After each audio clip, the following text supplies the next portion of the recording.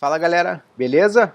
Bom, no vídeo passado eu falei sobre a grande naturalização brasileira, né? Esse dilema, essa questão controversa que está gerando discussão.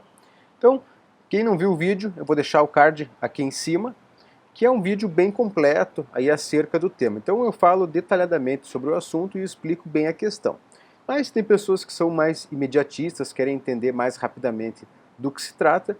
Eu vou explicar mais rápido essa questão, que é o seguinte. Bom, a grande naturalização, ela fala sobre a questão de estrangeiros, ou seja, italianos, que estavam no Brasil antes da proclamação da República, quando ocorreu a primeira Constituição brasileira, quando foi imposta essa Constituição, que dizia que as pessoas que estavam já presentes no Brasil naquela época, em 1889, que não declarassem explicitamente que queriam manter a sua cidadania estrangeira, iam automaticamente se tornar brasileiros. Isso em 1889, certo? Então, essa é a grande naturalização. A questão na prática que envolve a cidadania italiana é o seguinte: nos processos de via administrativa, nenhum processo foi afetado até hoje. Eu nunca ouvi falar sobre um caso que foi afetado por essa questão da grande naturalização. Por quê? Porque os processos via administrativa, eles funcionam da seguinte maneira: existe uma legislação italiana, que é a K28, que fala sobre o direito ao reconhecimento iuris sanguinis, certo? Então, o direito ao reconhecimento desses estrangeiros nascidos no exterior que têm um antepassado italiano e que, se comprovarem através da documentação, possuem esse direito. E ponto final, eles possuem o direito e vai correr um processo administrativo que vai realizar esse reconhecimento. Eu explico bem direitinho como funciona essa parte da legislação na primeira aula do curso que eu vendo, certo? Essa primeira aula, ela está gratuita, ela está aberta para quem não adquiriu o curso. Eu vou deixar também o card dela aqui acima para você assistir. Bom, dando continuidade, então toda essa controvérsia, essa questão da grande naturalização, ela ocorre nos processos de via judicial e não nos processos administrativos. Lembrando aqui que é o seguinte: qualquer procedimento jurídico, qualquer petição que seja feita judicialmente, ela não é 100%, beleza? Mesmo que exista, assim, um entendimento já consolidado, sempre é um processo a ser julgado por um juiz. Por isso existe o processo, não haveria necessidade de você entrar com um pedido, ok? Então, nenhum processo jurídico é 100%. Bom, até recentemente, sempre que eu conversava com um advogado desses que atuam na Itália, eles sempre me falavam: olha, a gente tem 100% de ganho de causa, 100% de ganho de causa.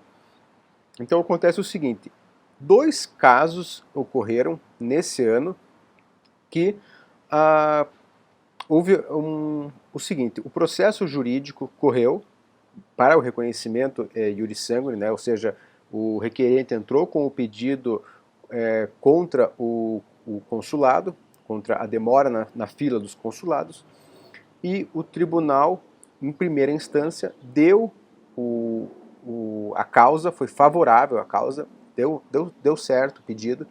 Porém, em segunda instância, o próprio tribunal fez uma apelação, recorreu, e em segunda instância foi negada a cidadania para essas duas pessoas. Foram dois casos apenas, ok? E o embasamento é essa grande naturalização, dizendo que essas pessoas, elas descendem de uma pessoa que estava no Brasil e que por isso essas pessoas eram brasileiras, naturalizadas automaticamente como brasileiras devido a essa lei da Constituição, né, de 1891, que falava que quem estava em 1889 no Brasil, se não declarasse que queria se manter italiano, automaticamente perdia a cidadania italiana, por isso eram brasileiros e não italianos. A controvérsia ocorre exatamente porque a lei italiana, ela fala que para você abdicar da cidadania italiana, você tem que fazer uma declaração explícita disso. Ou seja, você tem que declarar que você vai assumir outra nacionalidade e você não quer mais a nacionalidade italiana, certo? Então existe esse dilema porque na legislação brasileira de 1889 dizia que automaticamente a pessoa pegava a cidadania italiana, a cidadania brasileira, e perdia, consequentemente, automaticamente, a italiana. Porém, a lei italiana diz que isso não é automático. A pessoa tem que expressar que ela quer abrir mão da cidadania italiana.